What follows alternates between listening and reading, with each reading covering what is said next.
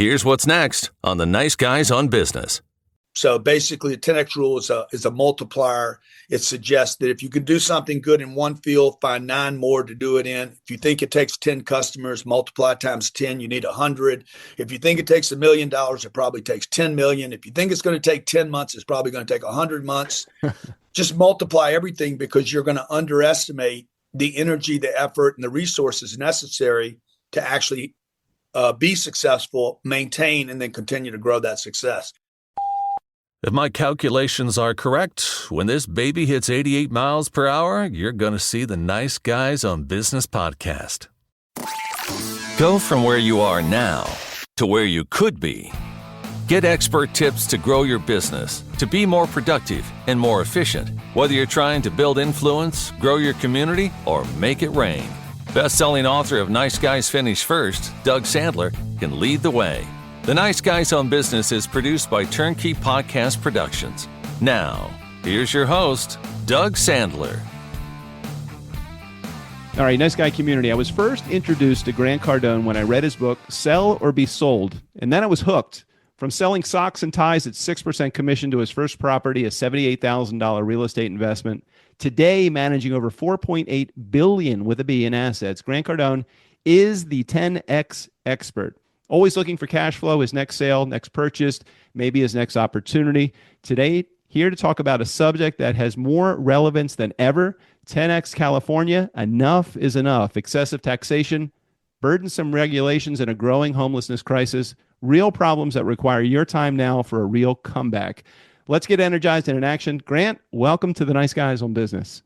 Doug, thanks for having me, man. I appreciate it. I know you're in a beautiful part of the world today. Yeah, man. Yeah, man. And I understand you're calling from very dry Las Vegas, Nevada. Is that correct? Yeah, it's probably where your Santa Anas start from. So, geez, enough of those fire whipping winds.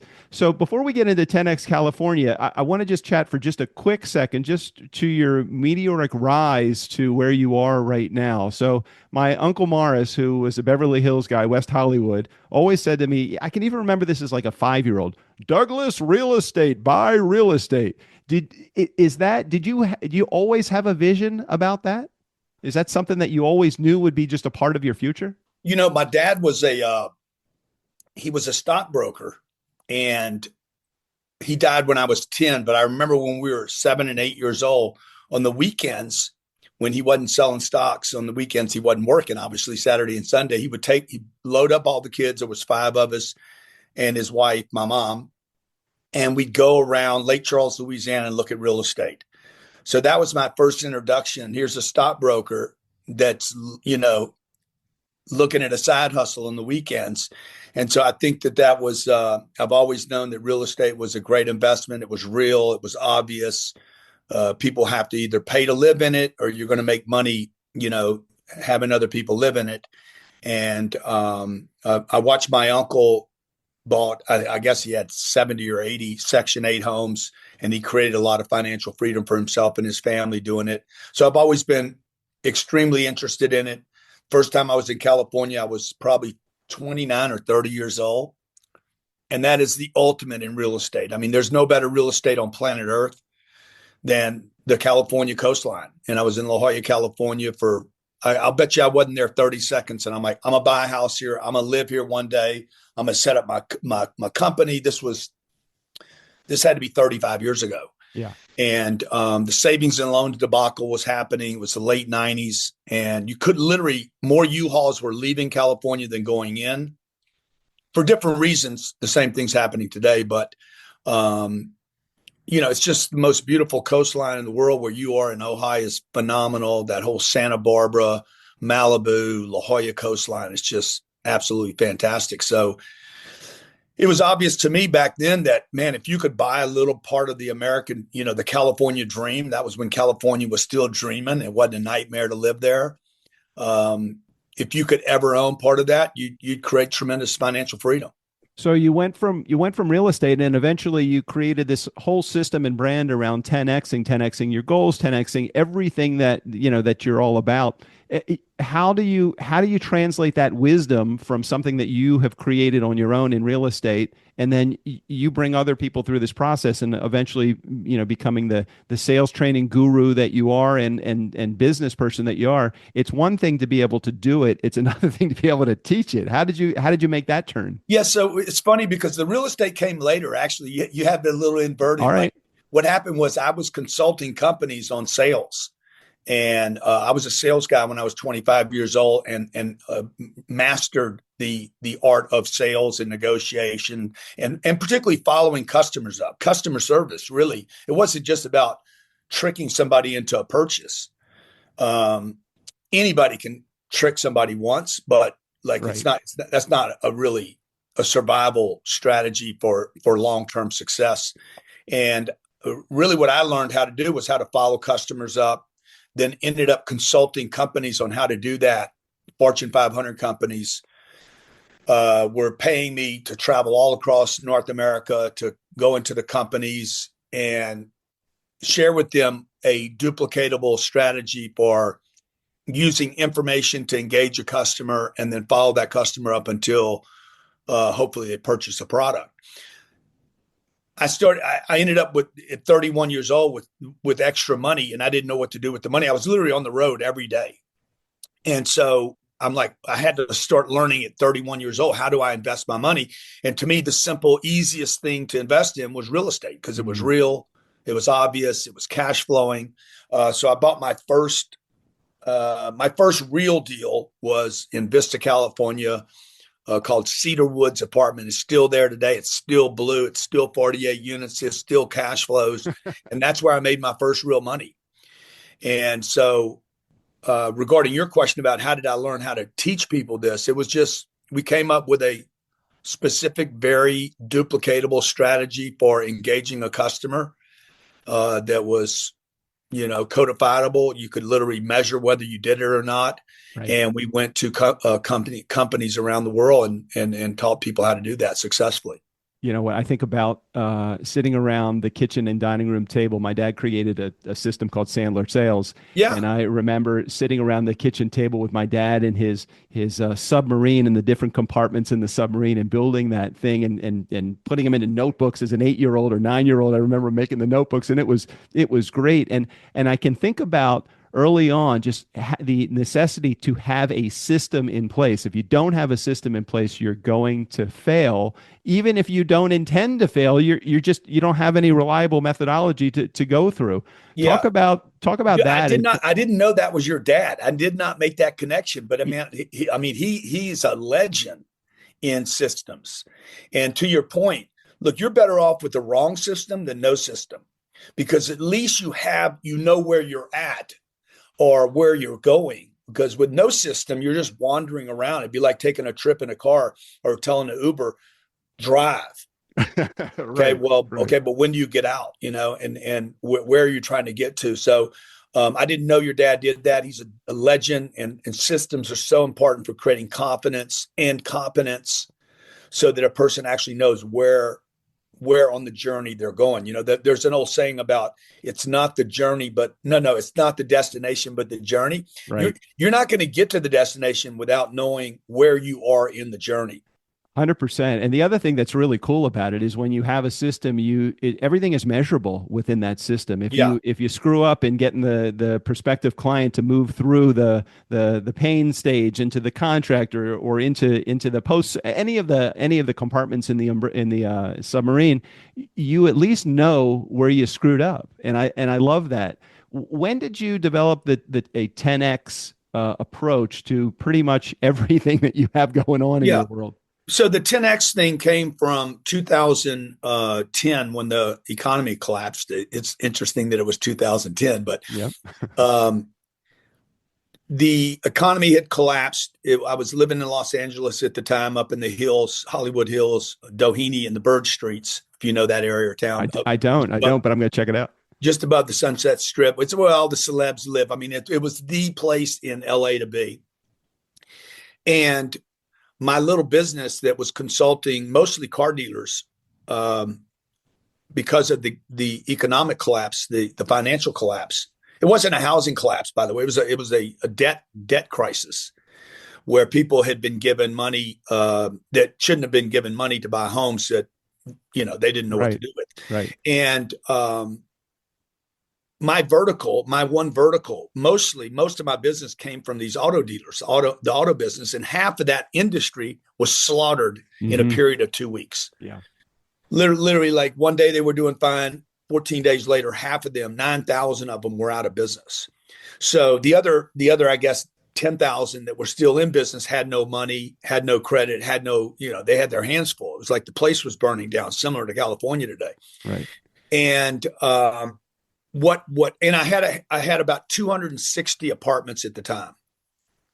The only thing that survived that process was my main business got slaughtered, and my real estate continued to drip and fund me through these terrible times that I didn't know if they were ever going to end.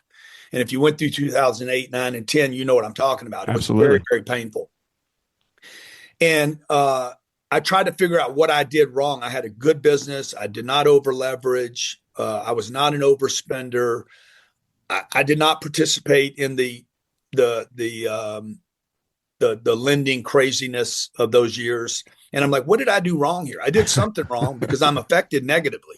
Right. And so after about an hour of looking at what I did wrong, I'm sitting watching TV, and it's like, too big to fail, too big to fail, too big to fail. That was the first time we really heard that term. Right.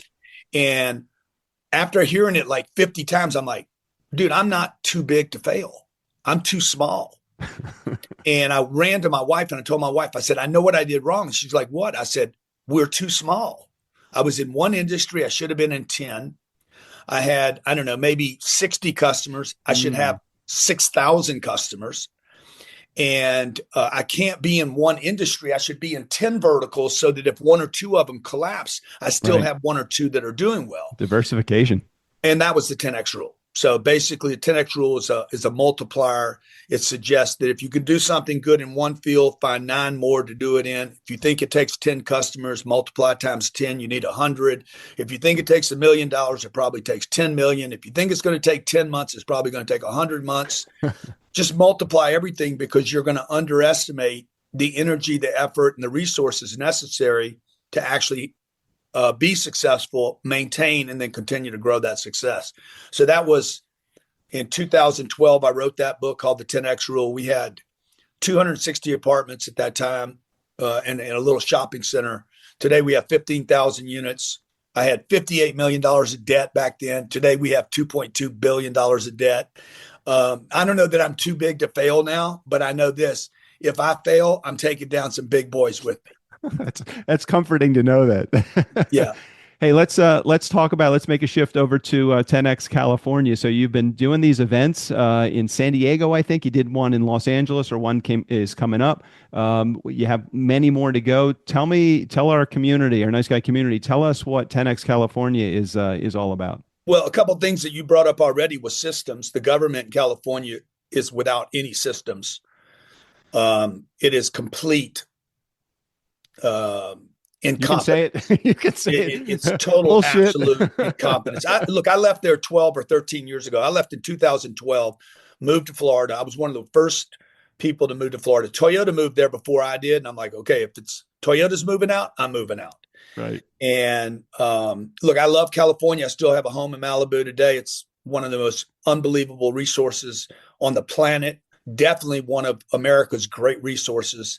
And unfortunately, for the last 13 years, they have just done everything wrong. And if it was a submarine, bro, it'd be on the bottom of the ocean. Crime's up, taxes are up, housing prices are up, rent prices are up. These people do everything incorrectly. 10 of the top most expensive housing cities in America are in California. And the other 5, by the way, are duplicating the things that California does wrong. New York, Illinois. Well, let's back up for a second. Yeah. Where did it all go wrong? It went. Feel free to be as blunt as you want to be. Yeah, it went wrong because the state, unfortunately, does not understand management of priorities. Priorities can never be about tiny micro groups with freak agendas.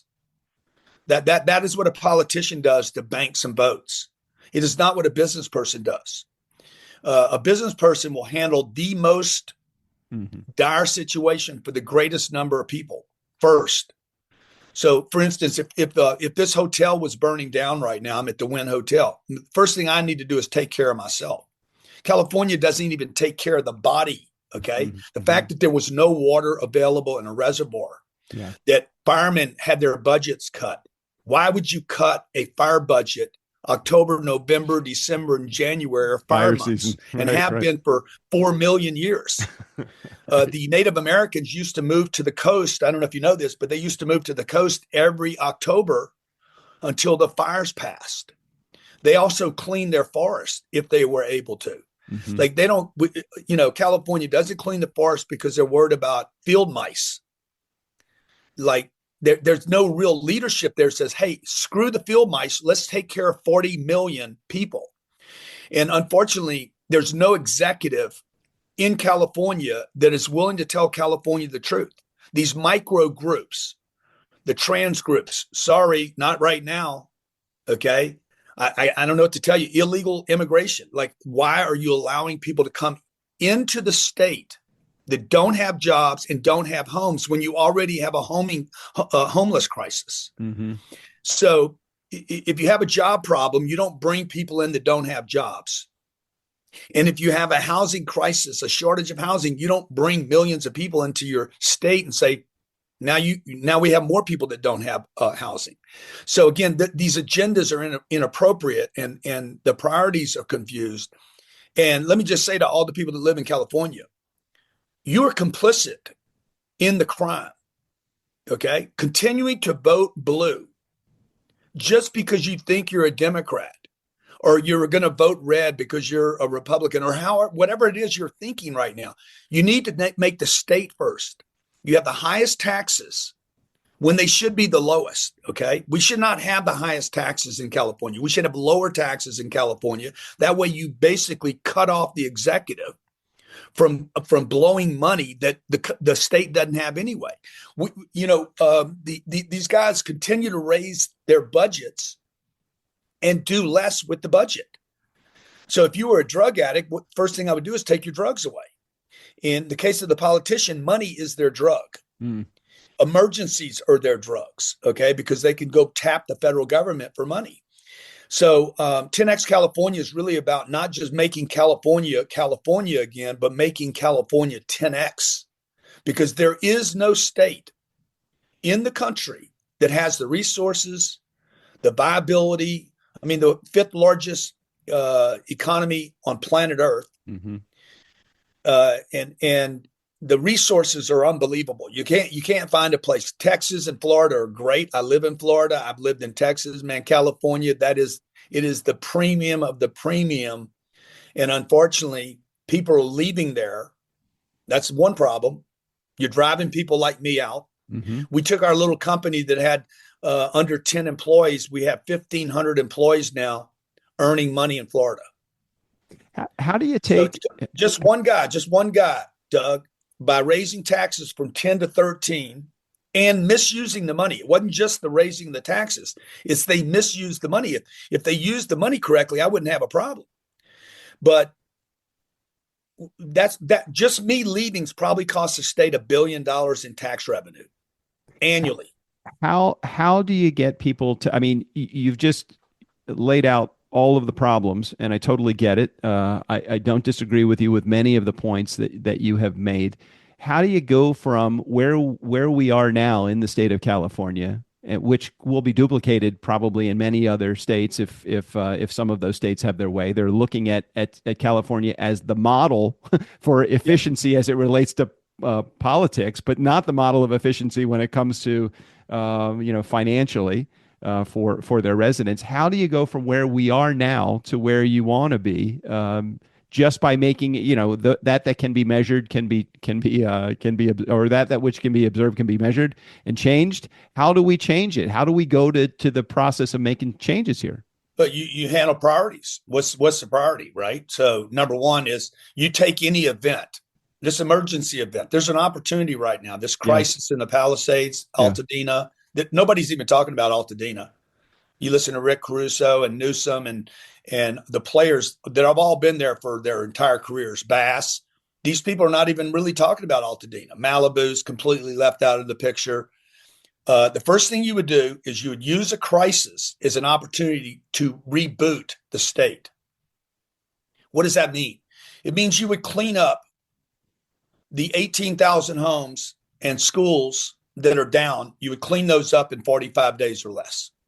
Okay. You would not allow any intolerance or possibility that this is going to take 18 months.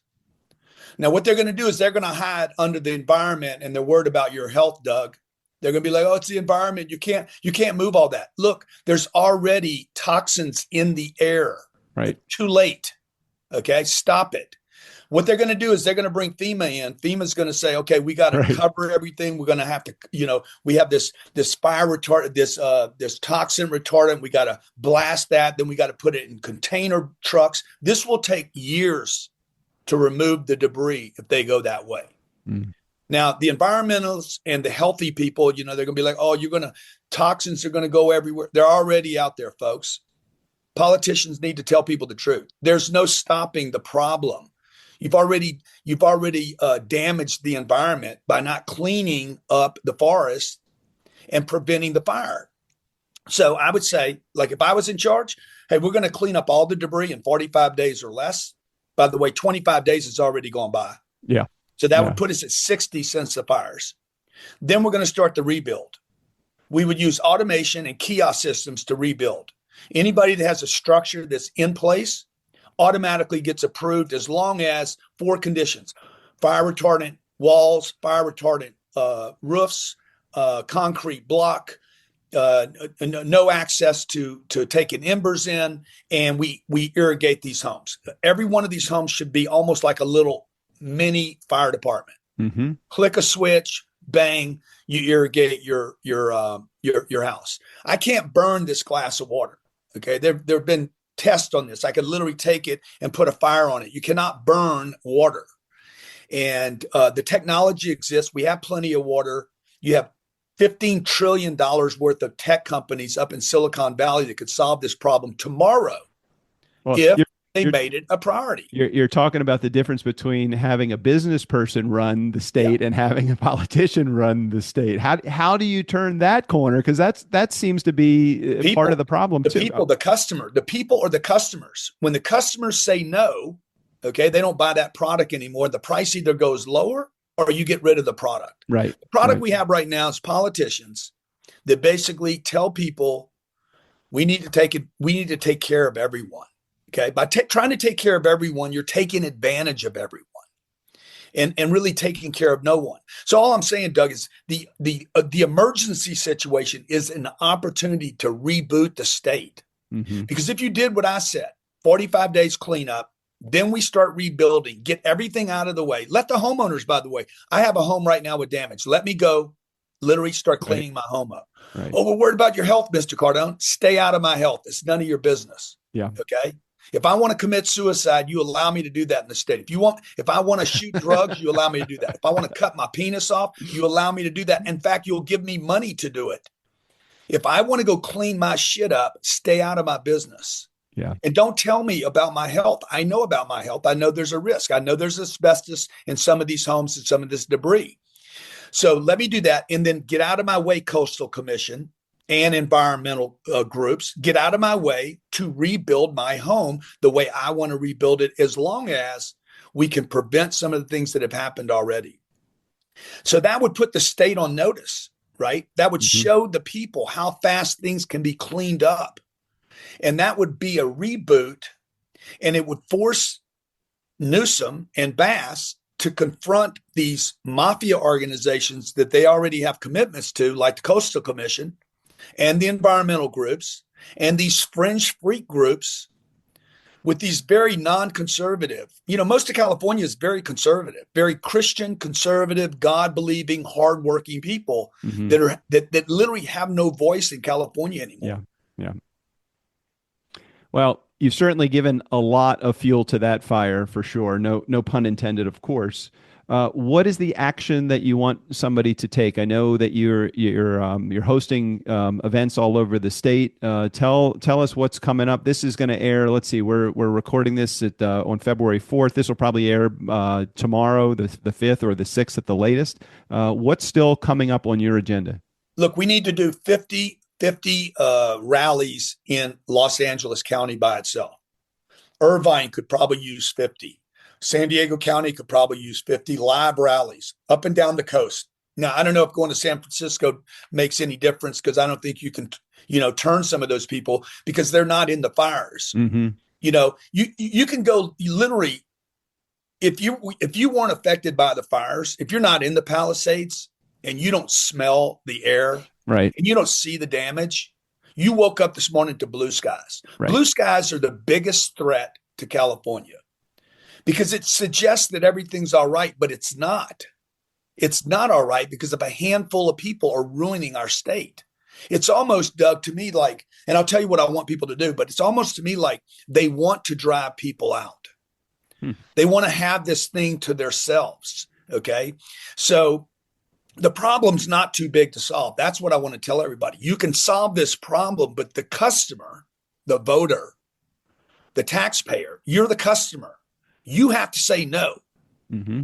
You have to say, I will not do this anymore. Now, how do you do that? The first thing I would ask people to do is that if you've been voting Democrat like I did for 35 years, I would ask you, number one, to register online today as a Republican voter. Now, why? I'm not asking you to vote Republican. I want you to send a message to Sacramento. That'll send a message, all right. a million. They look at it every day. They look at their registrations every single day. If 1 million blue voters or non-voters are not registered, suddenly registered to vote in the next election as a Republican, you would send a message to Sacramento, hey, we're done. Okay. Now, what would happen now? This got nothing to do with me, by the way, or 10X California. Mm-hmm. I don't even live in California, guys. I have a house there. I'm just a concerned citizen. That as an American, I'm concerned about the viability of California going forward. If it rolls over, you roll over the entire United States economy. It's that big. Yeah. Okay. Yeah. It's so big. Okay. And so abundant in resources that if it fails, America also will be greatly affected. So if you register red right now, it costs you nothing to do it, by the way. It costs like $6 to $9 to per vote to remove Newsom, to recall him, and you might not be successful. It would cost $6 to recall Bass. It costs zero, nothing. This is what business people do. How can I do something that costs nothing and has the greatest effect? Mm-hmm. Mm-hmm. You would get your people that are listening to this show today say, hey, I'm going to go online. I'm going to go check out. It's register online in California. You can Google it. It'll pop right up. You go there. It literally takes 3 minutes to register. You put in your data, and bang, it sends a message to Sacramento. You don't have to vote on anything today, but it sends a message to them.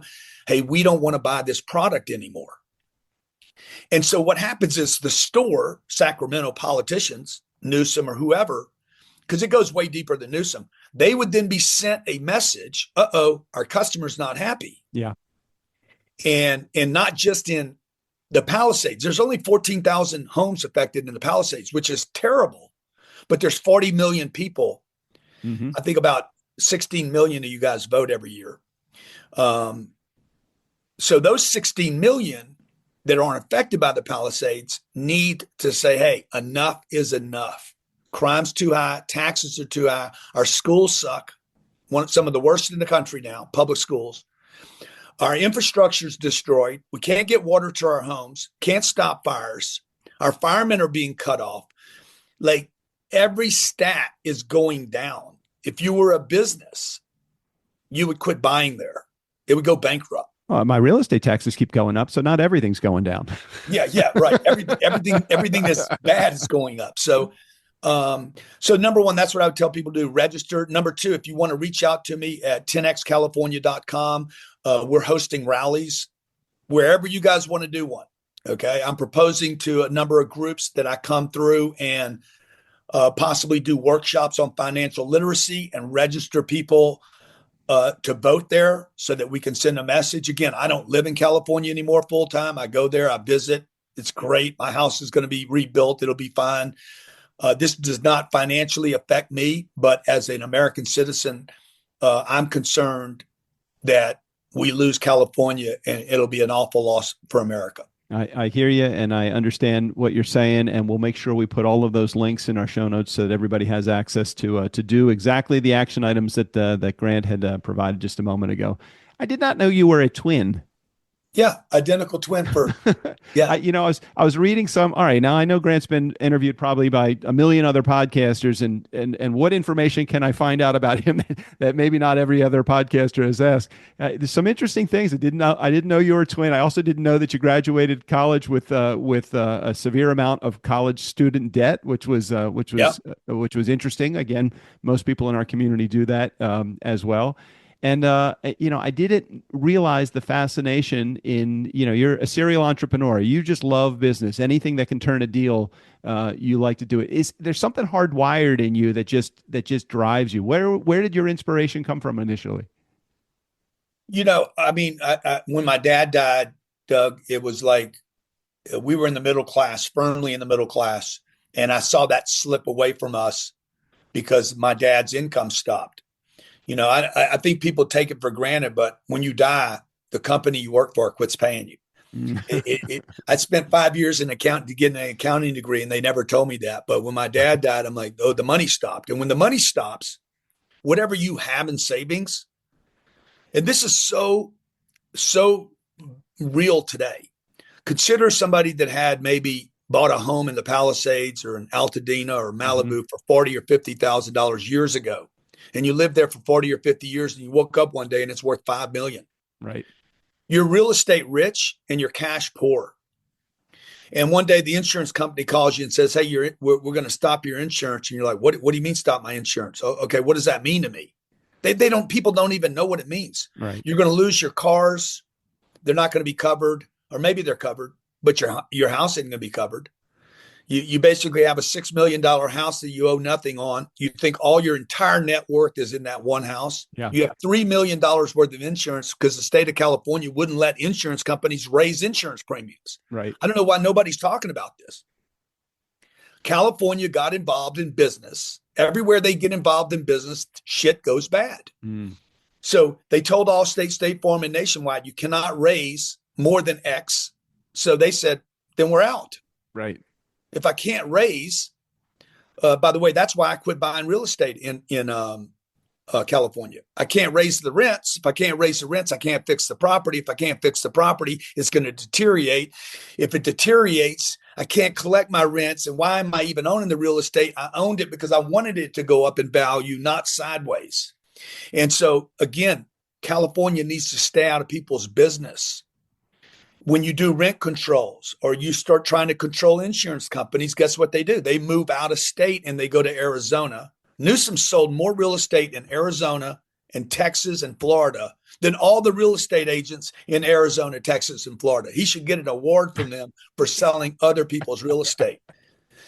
And here's that person, maybe in Malibu or the Palisades, that thought they were worth $6 million, that is negative $3 million now. They're going to get a check for $3 million. They can't rebuild. They have no money. They're going to sell their land for nothing. Some builder's going to come in. Probably Rick Caruso is going to come in. Him and his buddies are going to come in and put together a bunch of lots. And they're going to make a fortune off of this. And this is not a new game, folks. You guys that are listening right now, this has been going on since the 1800s. It's going on in Ukraine right now. They're doing it in the Carolinas. They're doing it in Maui. And if you think that's a conspiracy, you just need to go back and study history. Land grabs have been happening since there's been land and development, and it's happening again. Well, Grant, and that's where my you asked me where my inspiration comes from. I've been an underdog my whole life, dude, since my dad died, right? Trying to hold on to the middle class dream and trying to improve the value or quality of my life and my family's life. And it seems like every 10 or 12 years, man, the big guys just strip it away from the little guys. Well, I do appreciate your passion with the delivery that you have, and it sounds like, if you had to look back in 100 years from now, when there's no more Grant Cardone on this earth, what would you want people to remember you for? Like, what do you want as your legacy? I don't know. I don't know that I'll have a legacy other than my family, maybe, being inspired by me, or a handful of people that heard something that I said and, got off of doing less than they could do. I mean, if I can inspire anybody to do a little more, like what I'm doing in California, literally, I've walked away from my job the last 3 weeks. I have 7 companies that I manage over, and I'm a CEO of, and I've literally taken my attention off of that. My wife and my one of my daughters is on the other side of the country right now, and I'm running around trying to organize people, which is insane, by the way. Mm. Like I'm trying to like organize what? I don't even know half the time what I'm trying to organize. I'm going against all these political agendas, and this is a massive problem. But if the citizens don't stand up, it's a David Goliath thing, man. I've always been inspired by hero stories. And I'm not saying I'm a hero, but I'm saying, like, the little guy, when they pull together, can win the game. No, 100%. I totally agree with you. I couldn't agree with you anymore. There's many more little guys than there are big guys. And what's the expression? I'm not a little shot, or I'm not a big shot. I'm a little shot that keeps shooting. Yeah, It's kind of what I want to be known for as well. Say, before we wrap up, Grant, I know I've kept you. This 10-minute interview evolved into a 40-minute, whole involved process here. So I apologize for keeping you. No, it's all good. Good subject matter, man. I appreciate you sharing. When you walk out that door behind you down to the Wynn lobby, and you go into the casino, what's the game of choice? What do you prefer to play? If I play anything, it'll be blackjack, but I try to stay away from them, because I remember when I go down there, this place was built on the backs of little people, a lot of little people, not whales.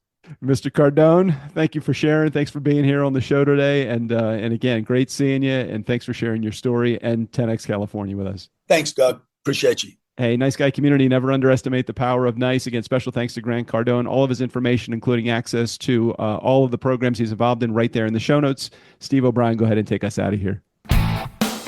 For the Nice Guys on Business, and in accordance with my court-mandated community service, I'm Steve O'Brien. Only 27 more voiceovers to go, and then maybe they'll let me leave the state and take this ankle bracelet off.